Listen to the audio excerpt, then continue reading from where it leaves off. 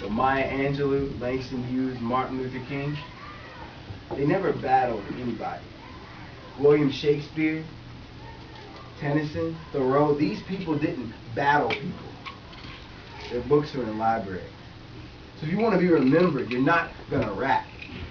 You're going to write something that shakes the world.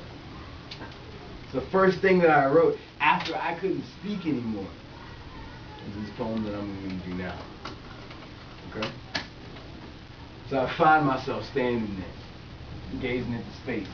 No focus, just blank, no expression on my face. No sound proceeded out of my mouth because words could not describe my experience. So I took a pen and I wrote it down. Because I lost control only 16 years old. Instead of the brake, the gas I did hold. I was propelled through the air onto new ground, moving without direction until by grace I was found. God steadied my path, breathed air into my gas, He gave me another chance, and it looked like my last because I flew through the air.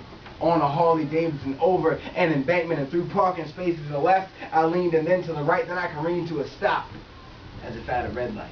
See, I should have been lying there, lifeless on the pavement, the subject of police statements, my face plastered on front pages of newspapers, but instead I was spared. It's not your time, God said, and for me to walk without care be like exclaiming He wasn't there.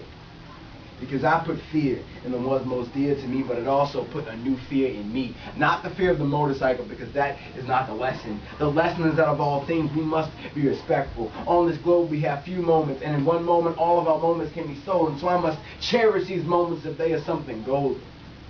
But more than gold, because you cannot compare life to stone. That'd be like saying clothes are worth more than bones. Hair is worth less than the comb. The kite is more significant than the wind that blows it. Glasses are more important than sight. The cause is less important than the fight. The ability to speak is more important than a deaf person signing, I am alive.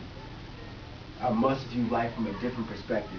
Look into my reflection and begin inspection. Respect the blessings that I have been given. Be thankful for my bed, but be more thankful to have risen. This lesson I have learned, and now I must teach. My duty to tell everyone in this room that I see. Don't be concerned about the price of your shoes.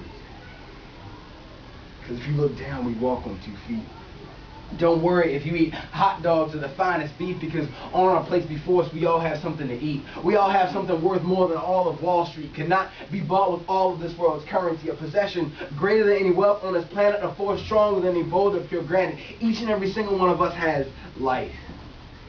An aspect of being that is not fully understood, but living is something that we all must do. So we are all people, pebbles tossed into a pool. Every ripple I create, eternal ripple. You so in unison, we ripple in the type of ripple rhythm, but we need to ripple in a way that benefits our living. Let me go back.